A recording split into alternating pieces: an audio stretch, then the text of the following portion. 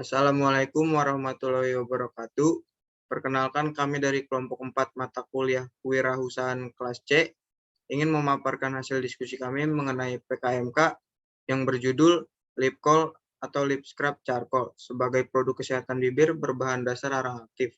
Sebelumnya, perkenalkan anggota kami, ada Evan Cahyadi dengan NIM belakang 075, Ahmad Akira Dinata dengan NIM belakang 088, saya sendiri Maruli Janfitri Sianturi dengan NIM belakang 093 dan Arjuna Raihan Prasetya dengan NIM belakang 108. Latar belakang. Kehidupan seorang wanita memang tidak dapat dipisahkan dari yang namanya kosmetik. Lipstik merupakan pewarna bibir yang kerap kali digunakan untuk menyempurnakan penampilan kaum wanita.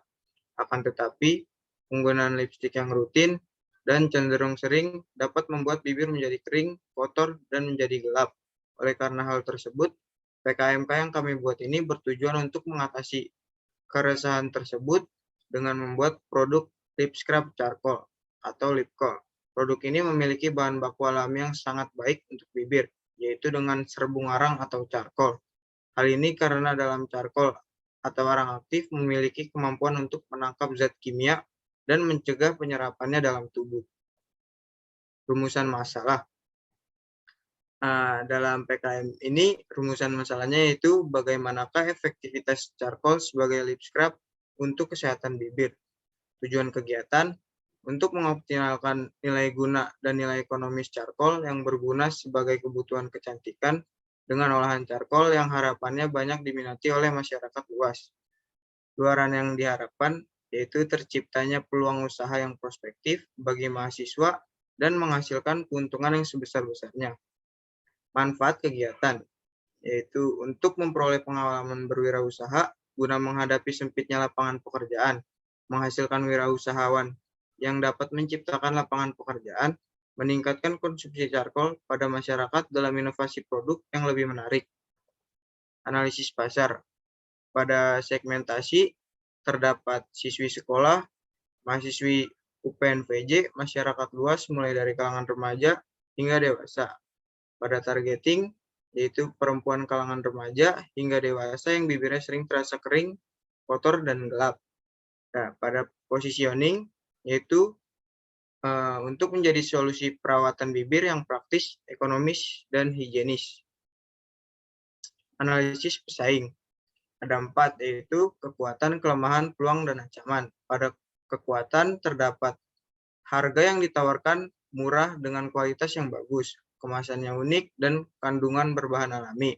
Yang kedua, menawarkan produk perawatan bibir yang unik karena dipadukan dengan arang aktif atau activated charcoal. Berikutnya kelemahan. Yang pertama, produk tidak menggunakan bahan pengawet, jadi tidak tahan lama.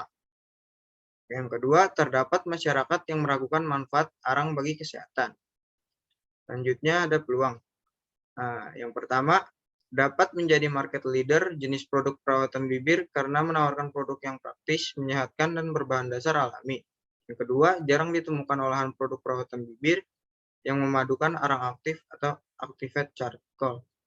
Dan yang terakhir ada ancaman, yaitu terdapat banyak pesaing produk kesehatan bibir dan munculnya pesaing baru.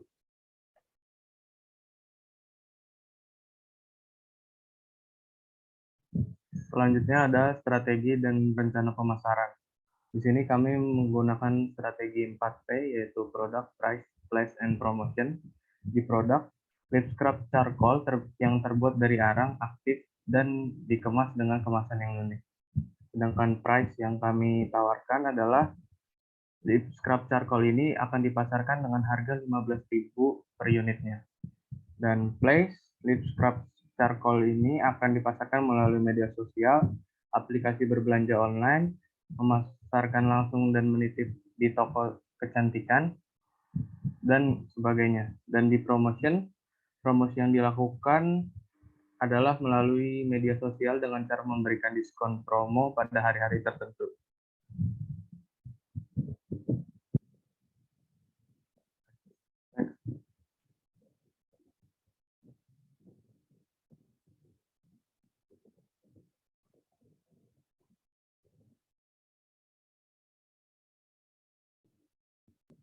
Selanjutnya ada analisis keuangan usaha.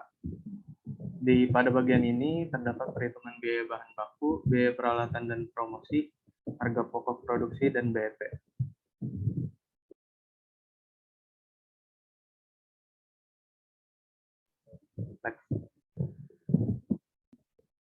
Di dalam biaya bahan baku, di sini terdapat total sebesar 779.000 dengan rincian ada charcoal 250 gram dengan harga 34.000, gula 5 kg dengan harga 65.000, madu murni 250 ml dengan harga 70.000, tisu 10.000, dan pot glycol sebesar seharga 16.000. Sedangkan di biaya peralatan dan promosi dengan total 207.000 dan 600.000, dan rinciannya ada di dalam slide seperti ini.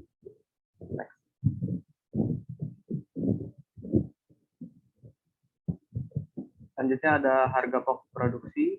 Dengan rincian tadi, harga pokok produksi didapatkan yaitu total biaya dibagi jumlah produksi, yaitu 900.000 dibagi 200 sama dengan 4.995 per produk. Produk ini akan dijual dengan harga 15.000. Sedangkan BEP, total biaya dibagi harga jual, yaitu 900.000 dibagi 15.000 sama dengan 67 produk. Jadi penjualan minimal adalah sebanyak 67 lead call agar bisa mencapai BEP.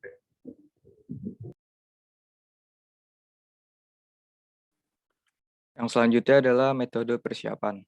Proses ini dimulai dari persiapan dan pengadaan bahan baku, kemudian dilanjutkan dengan persiapan pemilihan desain atau model dari produk tersebut, meliputi logo model, model pengemasan untuk penjualan, dan model dalam pemasaran secara online melalui media sosial. Selanjutnya persiapan sarana dan prasarana, baik untuk tahapan produksi maupun pemasaran, agar memudahkan saat melakukan prosesnya.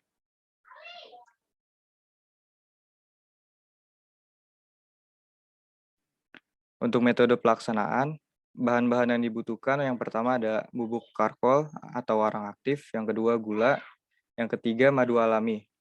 Untuk peralatannya yang pertama gelas kimia, yang kedua sendok, ketiga timbangan, yang keempat pot lip scrub.